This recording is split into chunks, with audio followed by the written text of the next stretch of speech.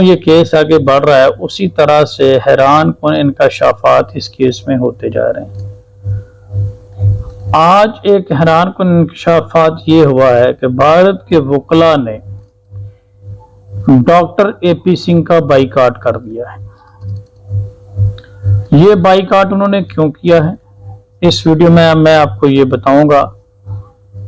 जैसा कि आप जानते हैं कि पहले दिन से ही जब इस केस पे हमने बात करना शुरू की, मैंने बात करना शुरू की, तो मैंने यही आप लोगों के सामने विद लीगल रेफरेंस चीजें रखी हैं कि भारत के कानून के मुताबिक किसी सूरत भी एपी सिंह साहब की जो बातें हैं उनको जायज नहीं कहा जा सकता। एपी सिंह साहब ने जो भी इस केस के हवाले से राय दी, जैसा कि पाकिस्तान मुर्दाबाद के नारे लगवाना, सीमा हैदर को छत पे चढ़ाना, उससे भजन गवाना, उससे शहरियत देने के लिए मुख्तलिफ तरह के ड्रामे बाजियां करवाना, एप्लीकेशन में मुख्तलिफ शीरीं फरहाद के और हीर रांझा की स्टोरियों के हवाले देना, ये सारी बातें मीडिया की हद तक तो बहुत अच्छी हैं, लेकिन प्रैक्टिकली इन बातों का कोई वजूद नहीं है। प्रैक्टिकली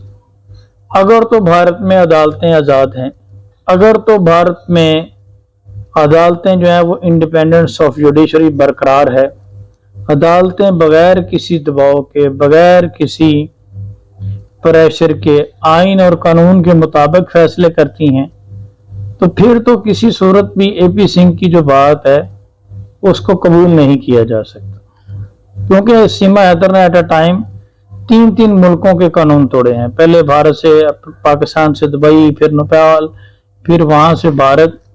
तो ये दो तीन मुल्कों के कानून इसने तोड़े हैं और ऐसी सूरत में नॉन बेलेबल ऑफेंस लगते हैं और बंदा जेल में जाता है। ना कि उसको बेल मिल जाती है और उसको वो अपना शहरियत के लिए क्लेम करना शुरू कर देता है। तो ये सारी गुफ्तगू सुनने के बाद मैंने पहले दिन से कहा था कि भारत के कानून के मुताबिक सीमा हैदर को किसी सूरत शहरियत नहीं मिलेगी और ना ही वो गुलाम हैदर के बच्चों को जबरदस्ती मजहब तब्दील करवा पाएगी, ना ही वो उसे अपने पास रख पाएगी। और ये जो बच्चे हैं गुलाम हैदर के भी, ये भी गुलाम हैदर के पास जाएंगे। अब इस बात की तस्दीक भारत के वकला ने भी कर दी।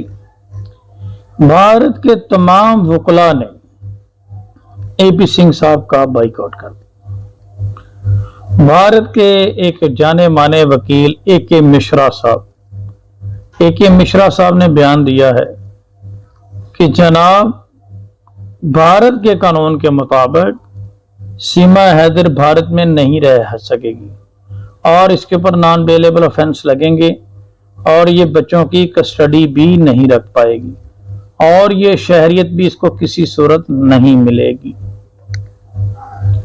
और मजीद सुन लें, उन्होंने ए.के. मिश्रा साहब ने कुछ केसेस के हवाले भी दिए, रेफरेंस भी दिए, जिसमें एक सलीम साहब का उन्होंने जिक्र किया कि वो एक मुजरिम था और वो बैरून मुल्क जाकर उसने निकाह कर लिया, जिसको यहाँ की अदालत में, भारत की अदालत में प्रोड्यूस करवाया गया। तो इसी तरह से ये खातून है, ये ऐसे बिल्कुल मुमकिन नहीं है कि एक स्टेट से आप जराइम करके दूसरी स्टेट में जाके पनाह ले लें, वहां पे जाके छुप लें, बच्चों को भी स्मगल कर लें। सीमा हैदर की जाती हैसियत और है, बच्चों को वो किसी सूरत वहां पे नहीं रख सके। इस बात की तस्दीक जो है वो ए.के. मिश्रा साहब ने की और हमने पहले ही कहा था कि भारत के लोग, भारत के वकला बहुत अच्छे हैं, काबिल हैं, भारत के जजेस बहुत काबिल हैं, भारत की जुडिशरी पे हमें पूरा यकीन है। तो वो गार्डियन एक्ट के तहत भारत में जब पटिशन डालेंगे उसके बाद ये किसी को मुंह दिखाने लायक नहीं रहेंगे। इसके अलावा अगर बात की जाए तो सोनिया, जो कि बांग्लादेश से एक खातून आई है और उसने एक हिंदू लड़के से शादी की है और उस लड़के ने इस्लाम कबूल किया है, वो मामला भी एपी सिंह साहब देख रहे हैं। आप उस मामले पे एपी सिंह बात नहीं करते, सीमा हैदर पर ही वो बार बार बात करते हैं और उसकी वजह यही है एपी सिंह साहब की जाती दिलचस्पी की वजूहात तो आप जानते ही हैं क्या है। तो इसके अलावा यही रवैया उनका भारत में बड़े फसादात की वजह बनेगा, और मैं समझता हूं कि ये भारत के साथ मुखलिस नहीं है और ये भारत का कोई बड़ा नुकसान करवाएंगे। भारत के जो नामवर वकील के मिश्रा साहब ने बात की, मैं उससे बिल्कुल मुत्फिक हूं, और हम मुतालबा करते हैं भारत की तमाम बार काउंसिल से कि इस कंडक्ट को रोका जाए, और इंशाल्लाह बहुत जल्द जो एपी सिंह साहब ने कंडक्ट किया, पाकिस्तान मुर्दाबाद के नारे लगवाए, उसको इससे पहले किसी ने कंडेम नहीं किया था। जैसे ही गुलाम हैदर के वकील भारत पहुंचेंगे, बहुत जल्द इस मामले में इस चीज को कंडेम भी करेंगी वहां की मुतल्लिका बार, और एपी सिंह के अगेंस्ट तादीबी कार्रवाई भी हो सकती है और इनका लाइसेंस भी सस्पेंड हो सकता है। तो इस सारे सिनेरियो में अल्हम्दुलिल्लाह हमारी जो बात है, हमारी जो लीगल पॉइंट ऑफ व्यू से हमने दलीलें सामने रखी थी, वो सही साबित हो रही हैं। और यही हमने कहा था कि किसी सूरत इस शादी को, इस गैर कानूनी शादी को जो है वो वहां पे अलाउ नहीं किया जा सकता। और यही बात एक मिश्रा साहब ने की, जो कि सीनियर एडवोकेट हैं, कि शादी तो नेपाल में हुई है, भारत में हुई नहीं, और नेपाल में भी वो जगह पे जहाँ पे शादी हुई है वहां पे किसी किस्म की तस्दीक नहीं हो पा रही। तो ये सारे का सारा मामला जो है अब एक्सपोज हो गया है, और भारत की अदालतें इसके ऊपर कभी भी आंखें बंद नहीं करेंगी। इस पे तो अब इनके दिन गिने जा चुके हैं, और हैदर के लिए ये बड़ी अच्छी खुशखबरी है। और मैं हैदर अली को यही कहूंगा कि उसे जल्द से जल्द भारत जाना चाहिए अपने वकील एडवोकेट रोशन अजीम के साथ, और वहां पे जाकर अपने बच्चों के लिए कार्रवाई करनी चाहिए। साथ ही साथ मैं हैदर अली से ये भी कहूंगा कि भारतीय मीडिया के अलावा, वो क्योंकि सारा बकाऊ मीडिया है, पाकिस्तानी मीडिया को भी वो इंटरव्यू दिया करें, ताकि जो लोग मुखलिस और उनके लिए खुलूस नीयत के साथ एफर्ट कर रहे हैं, वो उनका मौकफ सही तरीके से दुनिया के सामने रख सके। बच्चों का मजहब तब्दील करवाया, वहां पे पाकिस्तान के खिलाफ वो नारे लगवा रही है, तो ये ह्यूमन ट्रैफिकिंग लॉ की डेफिनेशन में आता है, जो इंडियन कॉन्स्टिट्यूशन के आर्टिकल 23 में मना किया गया है।